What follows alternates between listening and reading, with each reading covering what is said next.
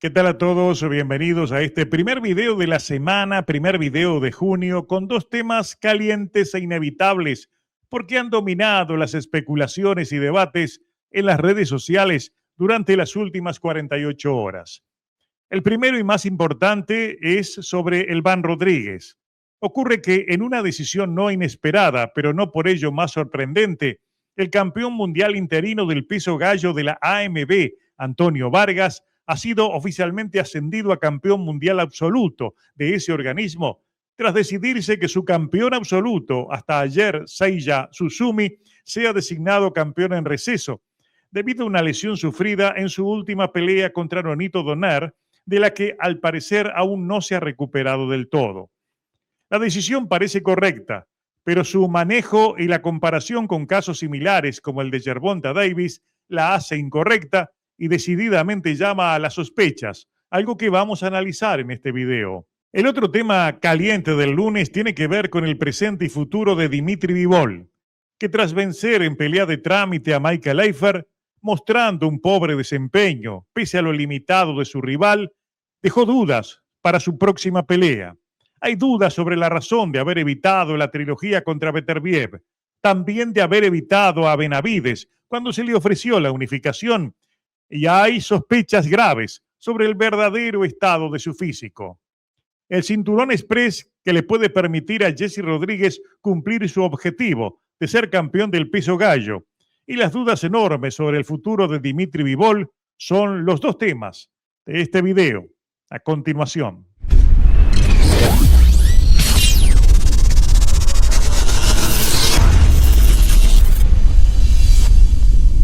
En el título de este video colocamos en modo metafórico el título de una popular novela de finales de los años 30, es decir, ya 90 años atrás, llamada El Cinturón de la Sospecha, asociándolo a ese cinturón con el que ayer el Consejo Mundial de Boxeo le concedió a Antonio Vargas al tiempo de pasar a del campeón titular Seiya Susumi a la condición de campeón en receso.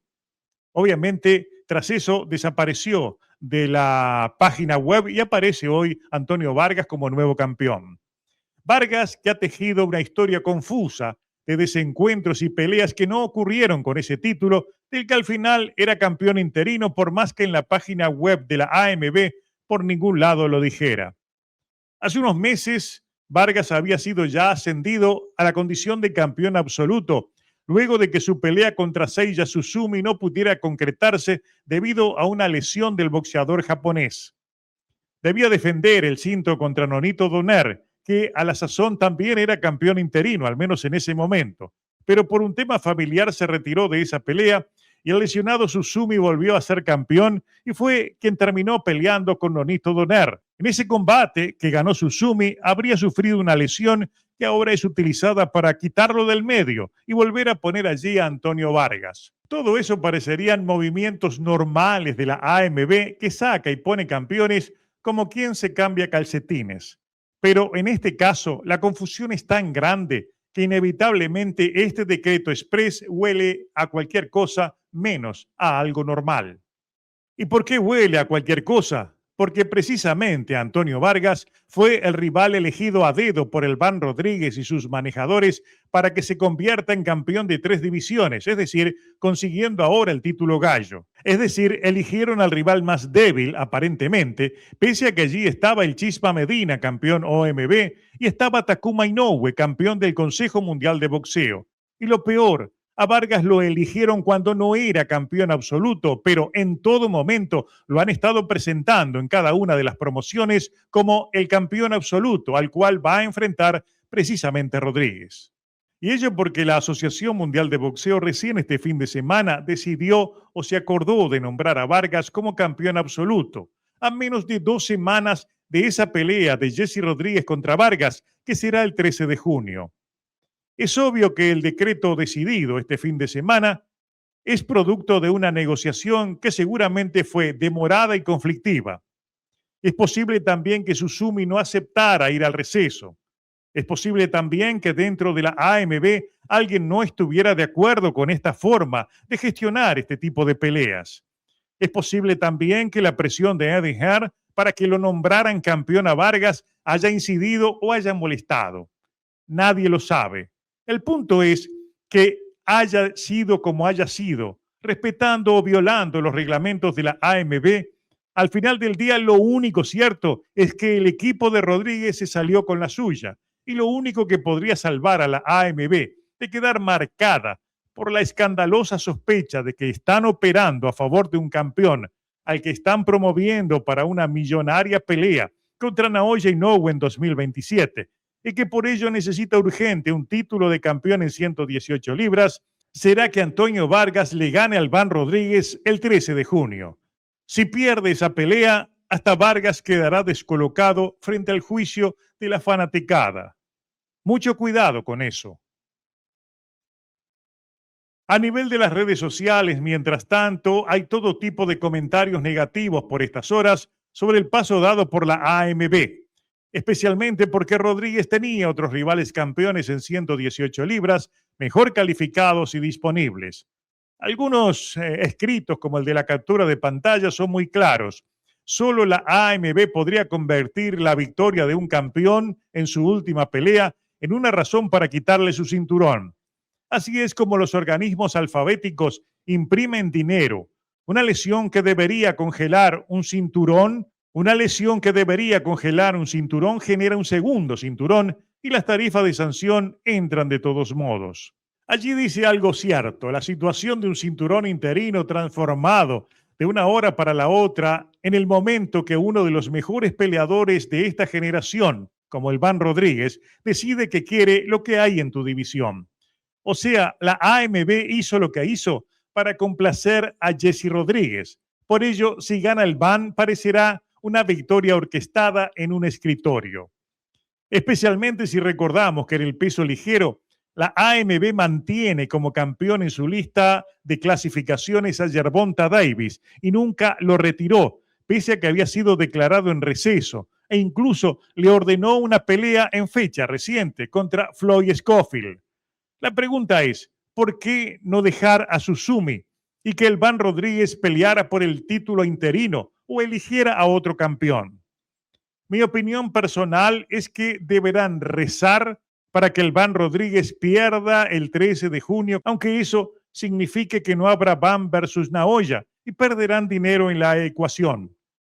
Lo de este fin de semana está comprometiendo seriamente la imagen moral de la AMB y también le da otro golpe a su credibilidad, aunque juren y perjuren que están respetando los reglamentos y haciendo lo correcto. En este inicio de mes de junio, Dimitri Bivol es un tema caliente y puntual. El sábado venció sin despeinarse en una pelea de trámite contra un rival inferior como Michael Eifert, al que pese a todo no pudo noquear. Y por momentos lo vimos en franca actitud defensiva, cediendo iniciativa y trabajando en el contragolpe ante el acoso del alemán. Es cierto que Bivol regresaba luego de 450 días inactivo tras una cirugía en la espalda. Sin embargo, a nivel de las redes y de la prensa boxística en general, se empiezan a tejer teorías sobre el verdadero estado boxístico de Bivol que no muestran en absoluto un buen futuro para el aún triple campeón de los semipesados. Vamos a empezar con la denuncia estadística de Dan Rafael. Un Rafael que al promocionar su nuevo artículo en Substack escribió cuán patético fue Eifert como retador obligatorio de Bivol. Eifert dio el peor desempeño en la historia de 41 años de CompuBox. Conectó solo 12 de 349 golpes, es decir, un 3%. Eso es la menor cantidad de golpes conectados jamás en una pelea de 12 asaltos que se ha registrado. En 6 asaltos no conectó ningún golpe. Su marca más alta fue conectar 3 golpes en el segundo y en el tercer asalto. ¿Qué significan esos números? Que aún siendo tan patético como efectivamente lo demuestra ese 3% de golpes conectados, Eifert llevó la pelea hasta los 12 asaltos frente a uno de los mejores boxeadores del planeta. Está claro que si lo miramos bajo esa perspectiva, el desempeño de Bivol fue lamentable. No obstante, hay razones para creer que no fue un tema de óxido o del fastidio de enfrentar a un rival mediocre. Con Bivol el problema podría ser más grave y más profundo. En las redes sociales circula una popular afirmación de que Dimitri Bivol está enfrentando graves problemas de salud después de 2 peleas contra Artur Beterbiev. En su último combate contra Michael Leifer estaba a un 30% de su condición física. Artur le quitó mucho de su salud y no se trata de lesiones masivas o fracturas, se trata del daño acumulativo al cuerpo y los recursos del cuerpo. Lo que muchos alegan es que esa es la razón de Dimitri Bivol para evitar una tercera pelea contra Beterbiev e incluso para decidir, como lo decidió en su momento, renunciar al cinturón del Consejo Mundial de Boxeo para no enfrentar a David Benavides. Y si bien no hay ni habrá una confirmación oficial, las señales parecen ir en esa dirección. Bivol se vio disminuido contra Eifert, lo que nos lleva a creer que a sus 35 años su vuelo por el primer nivel parece a punto de terminar, es decir, aterrizar y no volver a despegar. Y en ese escenario, cualquier rival puede ser un peligroso rival, empezando por Callum Smith, contra el cual le van a ordenar una pelea muy pronto, e incluso el mismo Canelo Álvarez, al que venció y vapuleó a media máquina. Y este fin de semana, tras su victoria sobre Eifert, Eddie Reynoso, el entrenador de Canelo, la catalogó como una masacre, pero aclarando que a Bivol Canelo hoy le gana sin problemas. Quizás Reynoso leyó lo mismo en el lenguaje corporal de Bivol, pero eso ya es una historia para otro video.